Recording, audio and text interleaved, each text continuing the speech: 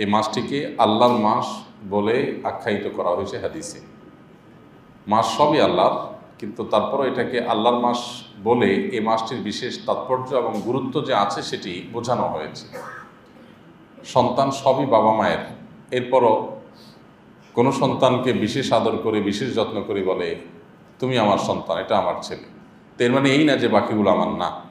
তো মুহররম মাসের মর্যাদা এটি তো প্রথমত এই কারণে যে এটিকে আল্লাহর মাস বা শাহরুল্লাহ বলা হয়েছে, আর দ্বিতীয়ত এটির মর্যাদার কারণ হলো যে সম্মানিত যে 4টি মাস আছে, জিলহজ, মুহররম আর রজব, এই 4টি মাসের মধ্যে আবার সবচেয়ে সেরা এবং সবচেয়ে বেশি মর্যাদার মাস হলো এই মুহররম মাসটি।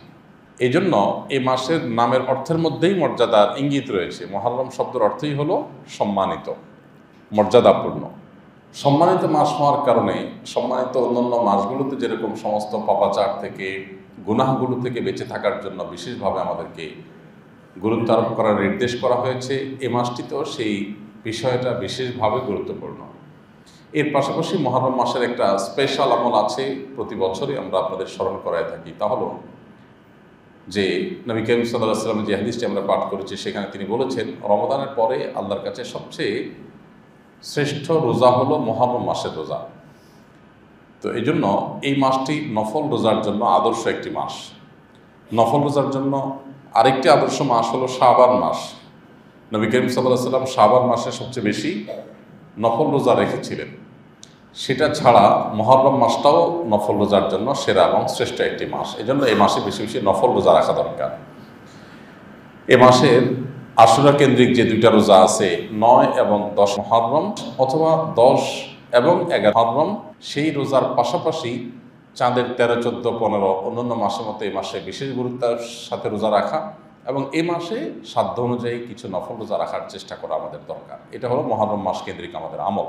এই নফল রোজাগুলো এখন গরমের সময় রাখাটা আমাদের জন্য অনেক ক্ষেত্রে কষ্টকর, কিন্তু আমাদের মনে রাখতে হবে ইন্না আইজামাল জাযাই মা আইজামিল বালা। কষ্ট যত বেশি আমরা সহ্য করব, কোনো কাজ করতে গিয়ে যত বেশি কষ্ট সহ্য করতে হবে, আল্লাহ তাআলার কাছে তার মর্যাদাও তত বেশি পাওয়া যাবে। সো এই কষ্ট উপেক্ষা করি আমাদেরকে 2-4টি রোজা হলেও রাখার চেষ্টা করতে হবে। পুরো মাস চলে যাবে মুহররমের, আর মুহররম কেন্দ্রিক বা মুহররম উপলক্ষে একটা রোজাও রাখা হবে না, সেটা আসলে কোনো অবস্থাতে একজন ইমানদারের সাথে যায় না। নবী করিম সাল্লাল্লাহু আলাইহি ওয়াসাল্লাম যে মাসে রোজার এত গুরুত্ব আরোপ করেছেন, আমরা একটা রোজা হলেও এক্সট্রা এই মাস উপলক্ষে রাখার চেষ্টা করব ইনশাআল্লাহ তাআলা। যারা সোম বৃহস্পতিবার রোজা রাখেন, যারা চাঁদের 13, 14, 15 রোজা রাখেন, আশুরার রোজা রাখেন, সেগুলো তো রাখবেনই, আর মাস হিসাবে আলাদা কমপক্ষে 2-4টি রোজা রাখার চেষ্টা করবেন। আল্লাহ তাআলা আমাদের সবাইকে তৌফিক দান করুন।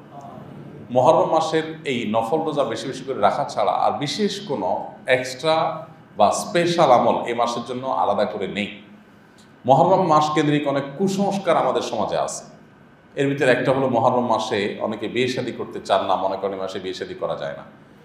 বিয়ে শাদী এত গুরুত্বপূর্ণ আমল যে ইসলামে কোনো মাসে এটা করার ব্যাপারে কোনো বিধিনিষেধ রাখে নাই। এমনকি রোজাদার অবস্থাও কেউ চাইলে বিয়ে শাদী করে ফেলতে পারে, কোনো অসুবিধা নেই।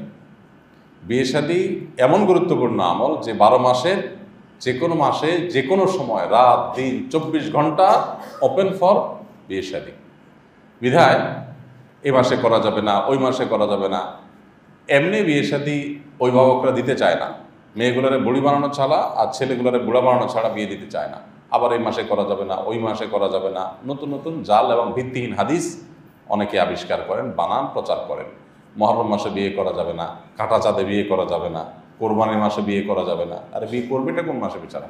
তো এগুলো সম্পূর্ণ ভিত্তিহীন কথা এবং মন গড়া কথা, এগুলোর কোনো ভিত্তি নেই।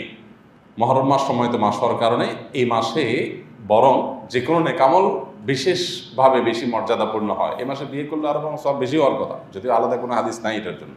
তো মুহররম মাস উপলক্ষে অনেক কুসংস্কার আছে, অনেক ভুল ধারণা আছে, এর মধ্যে এটা একটা, বিয়ে শাদী করা যাবে না। আর এর বাইরে মুহররম মাসের প্রথম দিন এই সম্পর্কে একটা কুসংস্কার বেশ প্রসিদ্ধ এবং প্রচলিত আছে। সেটা হলো যে বছরের প্রথম দিন যদি ভালো করে খাওয়া দাওয়া হয়, ভুরি ভোজ হয়, ভালো করে যদি বাজার সদাই করা হয়, ফ্যামিলিকে খুব ভালো করে খাওয়ানো হয়, তাহলে সারা বছর সুখে থাকা যায়। তো এটি কোনো নবী করিম সাল্লাল্লাহু আলাইহি ওয়াসাল্লাম থেকে বর্ণিত কোনো বিশুদ্ধ হাদিস নয়, এটি আরেকটা ভুল কথা এবং ভুল প্রচলন। সারা বছর ভালো থাকার জন্য প্রথম দিন বাজার করলে যদি ভালো থাকা যাইতো তাহলে তো আর কোনো কথাই ছিল না। সবাই আমরা এমনি ভালো খাইতে চাই, আবার একদিন ভালো খাইয়া সারা বছর ভালো থাকা যাবে, তো এই অফারকে ছাড়তো। তো এগুলো মূলত ভুল ধারণা। প্রকৃতি পূজারী যারা, পেগান যারা, ইরানের অগ্নিপূজকদের মধ্যে মূলত এই ধরনের প্রচলন ছিল। তারা মনে করত বছরের প্রথম মুহূর্ত, প্রথম দিন, প্রথম সময়টাকে হই হুল্লোড় করে, আনন্দ উৎসব করে, হাসি করে, আপনার ভালো খাওয়া দাওয়া করে, ফুর্তি করে যদি কাটানো হয় তাহলে সারা বছর ভালো থাকা যায়। এই জন্য এই যে নববর্ষ, যত নববর্ষ কেন্দ্রিক উদযাপন আছে, এগুলো সবগুলো সেই ওই প্রকৃতি পূজারি থেকে আসছে।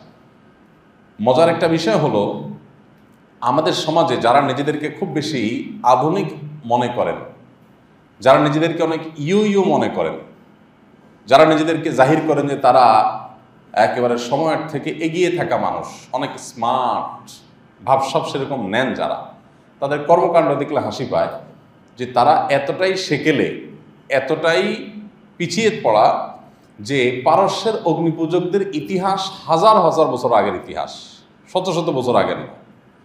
এত পুরাতন আমলের অগ্নিপূজকদের যে কুসংস্কার ছিল যে প্রথম প্রহর, বছরের প্রথম মুহূর্ত আনন্দ ফুর্তি করলে সারা বছর ভালো থাকা যাবে, ওই যুক্তি সেটাকে আজকে ধারণ করে আছে, সেই কালচার, সেই সংস্কৃতিকে ধারণ করে আছে আজকালকার তথাকথিত সে আধুনিক শিক্ষিত বা আধুনিক মনে করা বা বিজ্ঞান মনস্ক দাবি করা মানুষরা। বিজ্ঞানের কোন থিওরিতে আছে যে বছরের প্রথম প্রহরে ফুর্তি ফার্তা করলে, গান বাজনা করলে, হই হুল্লোড় করলে, আনন্দ উৎসব করলে, ফটকা ফুটালে, বাজি ফুটালে আর আতশবাজি করলে, ভালো খাওয়ান দাওয়ান করলে, নাচ গান করলে সারা বছর ভালো থাকা যাবে? বিজ্ঞানের কোন থিওরিতে আছে? এই লোকগুলাই কথায় কথায় তাদের নিজের বিজ্ঞান মনস্কতার জাহির করে। তো যাই হোক, মুসলমানদের এরকম কোনো কুসংস্কারে বিশ্বাস করার কোনো সুযোগ নেই। মুসলমান ভালো থাকবার জন্য সারা বছরই তিনি নেকামল করার চেষ্টা করবেন এবং মনোযোগ দিয়ে নিজের কাজ কাম করার চেষ্টা করবেন এবং একযোগে আল্লাহ সুবহানাহু ওয়া তাআলার কাছে দোয়াও অব্যাহত রাখবেন।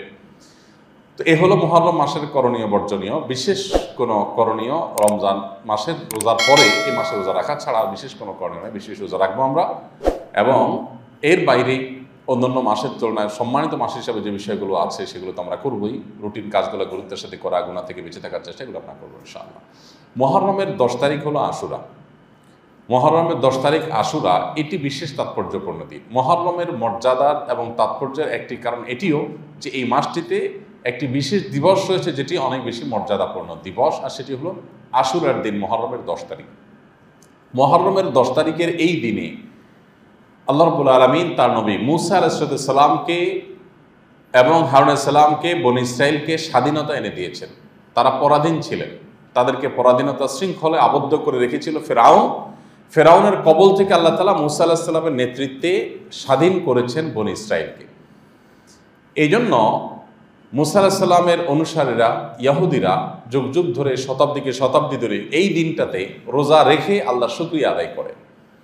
আমাদের প্রিয় নবী সাল্লাল্লাহু আলাইহি ওয়াসাল্লাম মদিনায় হিজরতের পর ইহুদিদের এই সংস্কৃতি দেখে যখন জানলেন এবং ওহীর মাধ্যমে তিনি হয়তো নিশ্চয়ই নিশ্চিত হয়েছেন, তখন তিনি নবী করিম সাল্লাল্লাহু আলাইহি ওয়াসাল্লাম আশুরার দিন আমাদেরকে রোজা রাখার নির্দেশ করলেন। তবে আমাদের রোজাকে তাদের রোজা থেকে পার্থক্য করবার জন্য, তাদের রোজা থেকে পৃথক করবার জন্য, আমাদের রোজার আলাদা বৈশিষ্ট্য যেন থাকে, আলাদা যেন স্বাতন্ত্র্য থাকে, সেজন্য তারা একটা রোজা রাখে, আমাদের নবী সাল্লাল্লাহু আলাইহি ওয়াসাল্লাম বলেছেন 2টা রোজা রাখার জন্য, এবং আশুরার রোজা হিসেবে তিনি 2টা রোজা রাখার নির্দেশ করেছেন। তার একটি হলো আশুরা তো আছেই, মুহররমের 10 তারিখ তো আছেই, তার সাথে একদিন আগে অথবা একদিন পরে, অর্থাৎ আশুরার 9 তারিখে, মুহররমের 9 তারিখে অথবা মুহররমের 11 তারিখে প্লাস হবে 10 তারিখের সাথে 9-10 অথবা 10-11।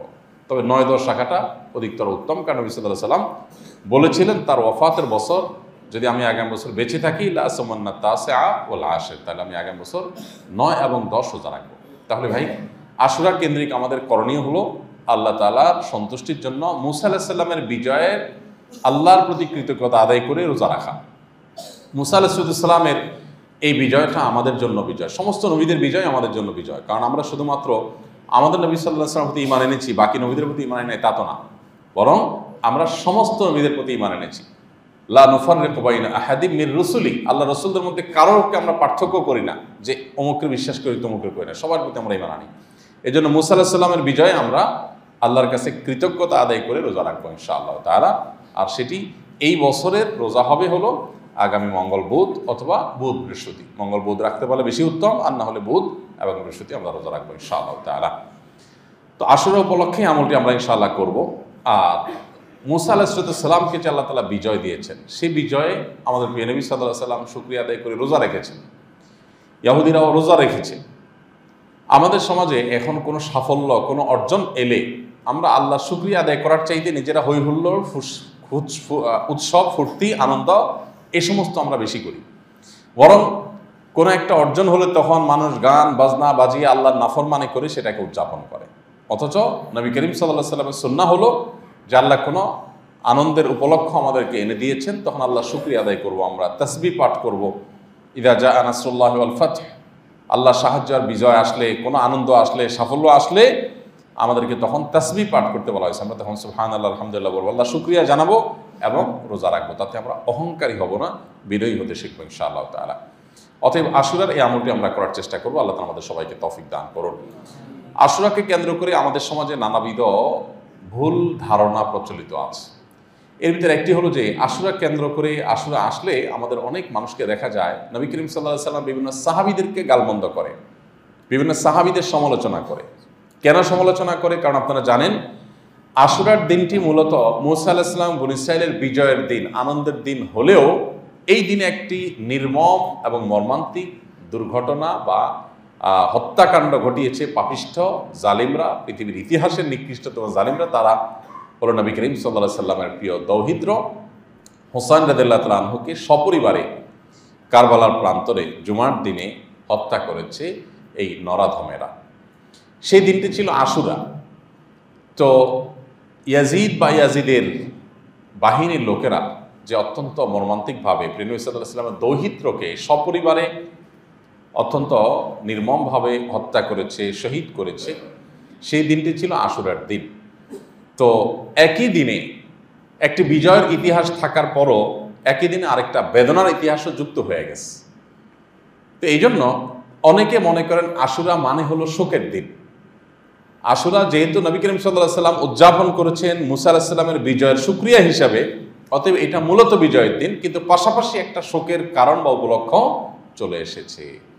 এই জায়গাটাতে আমরা অনেকে ভুল করে বসে থাকি। আমরা ধরে রাখি যে আশুরা মানেই হলো কারবালা, আশুরা মানে কারবালা, ঠিক আছে, কিন্তু কারবালা ঘটনার আগেও আশুরার ইতিহাস আছে, সেটা আমাদেরকে মাথায় রাখতে হবে। হাদিসে তো কারবালা নয় বরং আগের ইতিহাসটা এসছে, বিদায় সেটি আমাদের আলোচনায় থাকতে হবে। পাশাপাশি কারবালা প্রিয় নবী সাল্লাল্লাহু আলাইহি সাল্লামের আহলে বাইতের প্রতি যে আমাদের দায়িত্ববোধ, আমাদের তাদের প্রতি ভালোবাসার যে কর্তব্য আছে, সেই দায় থেকে সে আলোচনাও আমাদের মধ্যে আসতে হবে।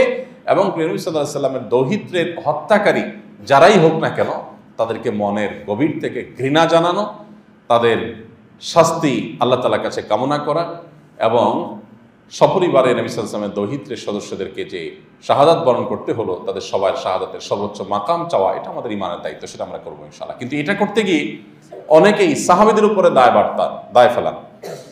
ইয়াজিদ আমরা জানি মুআবিয়া রাদিয়াল্লাহু তাআলা আনহুর ছেলে। মুআবিয়া রাদিয়াল্লাহু তাআলা আনহু নিজের ছেলেকে কেন দায়িত্ব দিলেন, কেন নিজের ছেলেকে সামনে আনলেন, এই জন্য অনেকে মুআবিয়া রাদিয়াল্লাহু তাআলা আনহুর এক হাত নেওয়ার চেষ্টা করেন। কারণ এই ছেলে সম্পর্কে নানান অভিযোগ আছে, তিনি সাহাবী নন, অতএব তার সমালোচনা সাহাবীদের সমালোচনার মতো বিষয় নয়, বিধায় তিনি সাহাবীদের মতো সমালোচনার মতো ঊর্ধ্বে নন। তো এই যে মুআবিয়া রাদিয়াল্লাহু তাআলা আনহু তার ছেলেকে দায়িত্ব দিয়েছেন, এই জন্য অনেকে মুআবিয়া রাদিয়াল্লাহু তাআলা আনহুকে এক হাত নেন, মনে করেন যে তিনি স্বজনপ্রীতি করেছেন, নাউজুবিল্লাহ। একটা জিনিস আমাদেরকে মনে রাখতে হবে, সাহাবীদের সম্পর্কে নবী করিম সাল্লাল্লাহু আলাইহি সাল্লাম যেমন তাদের সাফাই গেয়েছেন, কোরআনে কারীমে আল্লাহ তাআলা নিজে তাদের প্রশংসা করেছেন। আল্লাহ সুবহানাহু ওয়া তাআলা নিজে বলেছেন যে সাহাবীদের একটা বৈশিষ্ট্য হলো ইয়াবতাগুনা ফাদলাম মিনাল্লাহি ওয়া রিদওয়ানা, তারা আল্লাহর কাছে করুণা এবং সন্তুষ্টি চায়। তার মানে তাদের ইখলাস আছে, দুনিয়ার কোনো ধান্দা তাদের নাই। কোন সাহাবী তার কোনো পরিবারের কোনো সদস্যকে কোনো দায়িত্ব যদি দিয়ে থাকেন, তো সেটা তিনি আল্লাহর জন্য, দ্বীনের জন্য কল্যাণকর মনে করেই দিয়েছেন। তার মনে করাটা ভুল হতে পারে, তার ইজতিহাদ বা বুঝের ব্যক্তি হিসাবে ভুল হতে পারে, ব্যক্তিগতভাবে কোনো সাহাবীর পার্সন হিসাবে কোনো সাহাবীর বুঝগত ভুল এটার ঊর্ধ্বে তারা নন। কিন্তু সাহাবীদের যে টোটাল জামাত, এই পুরো জামাতটা ভুল করবে বা গোমরাহির পথে যাবে, এটা সম্ভব না। এটাই আহলে সুন্নাত জামাতের আকীদা। তো মুআবিয়া রাদিয়াল্লাহু তাআলা আনহুর ব্যক্তিগত ইজতিহাদ বা তার বুঝ, এটা ধারণাটা ভুল হতে পারে, কিন্তু ইন্টেনশন এটা খারাপ হতে পারে এরকম ধারণা করার কোনো সুযোগ নয়। কারণ আল্লাহ তাআলা নিজেই সার্টিফিকেট দিয়েছেন যে মুহাম্মদ সাল্লাল্লাহু আলাইহি সাল্লাম এবং তার সাথে যারা ঈমান এনেছেন আল্লাহর প্রতি, তাদের কয়েকটা বৈশিষ্ট্যের একটা হলো ইয়াবতাগুনা ফাদলাম মিনাল্লাহি ওয়া রিদওয়ানা, তারা আল্লাহর কাছ থেকে করুণা এবং সন্তুষ্টি চায়। তার মানে পার্থিব কোনো কিছু তাদের ধান্দা থাকে না। সাহাবা একরাম তো সেই সব মানুষেরা যারা নবী করিম সাল্লাল্লাহু আলাইহি ওয়াসাল্লামের প্রতি ঈমান আনার পর দুনিয়ার সব কিছুকে তারা পায়ের নিচে ফেলে দিয়েছে।